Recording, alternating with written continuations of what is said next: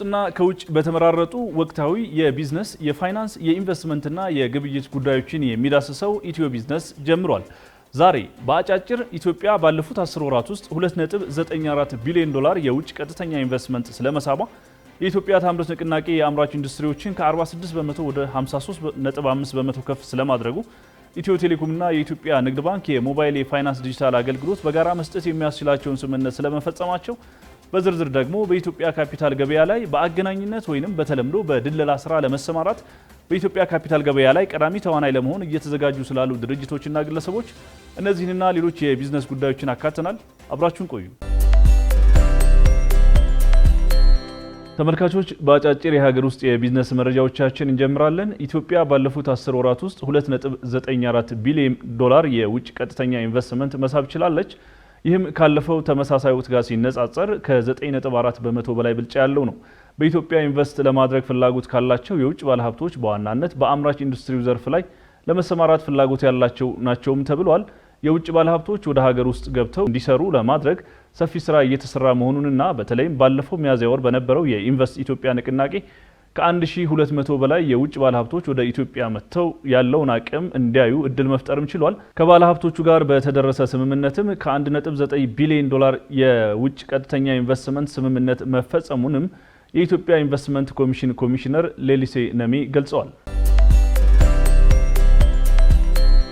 የኢትዮጵያ ታምርት ንቅናቄ በአምራች ኢንዱስትሪው ዘርፍ ውጤት እያመጣ ነው ተብሏል። ንቅናቄው የኢንዱስትሪዎችን የማምረት አቅም ከ46 በመቶ 53.5 በመቶ ከፍ ማድረጉንም የኢንዱስትሪ ሚኒስቴር አስታውቋል።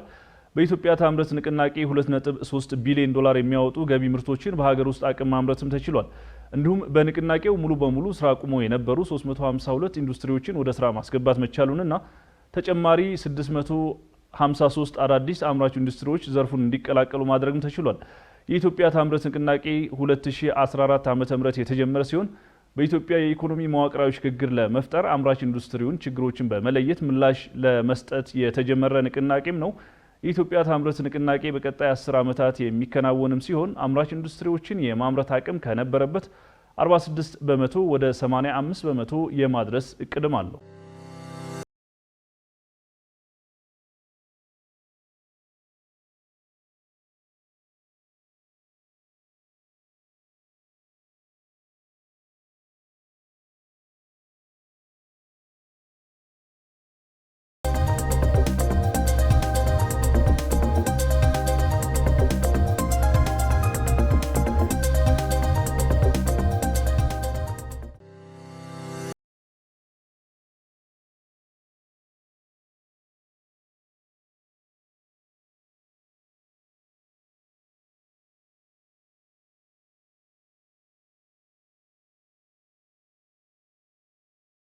ወደ ሌላኛው የሀገር ውስጥ አጫጭር የቢዝነስ መረጃዎቻችን እናመራለን። ኢትዮ ቴሌኮምና የኢትዮጵያ ንግድ ባንክ የሞባይል የፋይናንስ ዲጂታል አገልግሎት በጋራ ለመስጠት ስምምነት አድርገዋል። ኢትዮ ቴሌኮምና የኢትዮጵያ ንግድ ባንክ ያደረጉት ስምምነት ከዚህ ቀደም በሞባይል ፋይናንስ አገልግሎት ሲቀርብ የነበረውን የብድር ጣሪያ ከፍ የሚያደርግም ነው።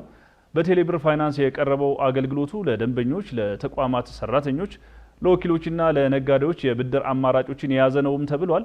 ኢትዮ ቴሌኮም በቴሌብር አማካኝነት ለደንበኛ ተገልጋዮች ከዚህ ቀደም የሚያቀርበው የብድር ፋይናንስ እንደተጠበቀ ሆኖ ከንግድ ባንክ ጋር በጥምረት ማቅረብ በጀመረው አገልግሎት በተለይም ለሰራተኞች የሚቀርበው የብድር ጣሪያ እስከ 50 ሺህ ብር ከፍ ብሏል።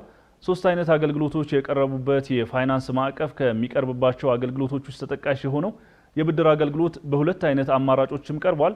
እንዲሁም ሰራተኞች ደሞዝ በቴሌብር ሲከፈላቸው ከደሞዛቸው እስከ 35 በመቶ የሚበደሩበት አማራጭም ነው። አገልግሎቱ ለንግድ ባንክ በደንበኛ የባንክ አገልግሎት ተደራሽ ለማድረግ ያልተቻለውን ህብረተሰብ ለመድረስ የሚያስችል እንደሆነም ተነግሯል።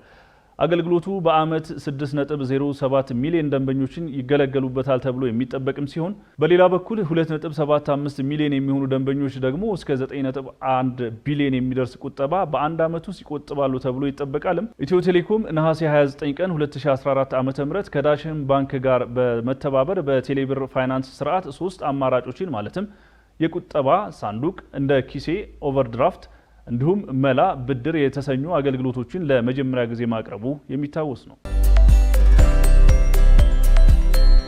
የኢንዱስትሪ ሚኒስቴር የተኪ ምርት ወይንም ኢምፖርት ሰብስቲቲዩት ስትራቴጂ ለመጀመሪያ ጊዜ አዘጋጅቶ ከመጪው የበጀት ዓመት ጀምሮ ተግባራዊ ለማድረግ በዝግጅት ላይ መሆኑ ተገልጿል። የኢንዱስትሪ ሚኒስቴር ዴኤታ አቶ ታረቀኝ ቡሉልታ ራሱን ችሎ ለመጀመሪያ ጊዜ ተዘጋጅቶ ስትራቴጂ በየዓመቱ እየተከፋፈለ እስከ 10 ዓመት የሚቆይ እቅድም ነው ብለዋል። ከዚህ ቀደም ሀገሪቱ የተኪ ምርት ስትራቴጂ እንዳልነበራት የተናገሩት ሚኒስትር ዴኤታው ለተኪ ምርት ትኩረት ሳይሰጥ እንደቆየና ከዚህ ይልቅ ትኩረት ሲደረግ የነበረው የወጪ ምርት ላይ እንደነበር ገልጸዋል። የተኪ ምርት ስትራቴጂ ከ2016 ዓ.ም ጀምሮ ኢትዮጵያ ታምርት ውስጥ ትልቁ ኢኒሼቲቭ ሆኖ እንደሚቀጥልና በስትራቴጂው ላይ ውይይት ተደርጎበታል። እስከ ሰኔ 30 ድረስ 2 ቢሊዮን ብር የሚደርስ ምርት የተተካ መሆኑን ያስረዱት አቶ ታረቀኝ ጥሩ የሚባል ሂደት ቢሆንም ነገር ግን አጠቃላይ ከሸቀጥ ድርሻ ሲታይ 37.5 በመቶ እንደሆነና አነስተኛ የሚባል ስለመሆኑ በሂደቱ ላይም የአሰራር ማሻሻያ እንደሚያስፈልግ ተናግረዋል።